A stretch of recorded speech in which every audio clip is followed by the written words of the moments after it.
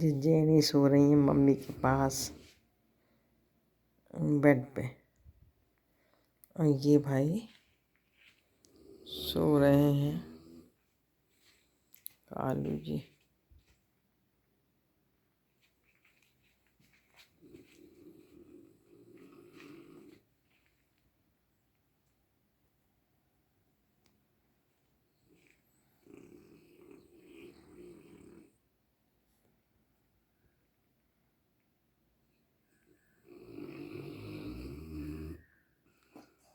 घर्राटे मार के सो रहे हैं।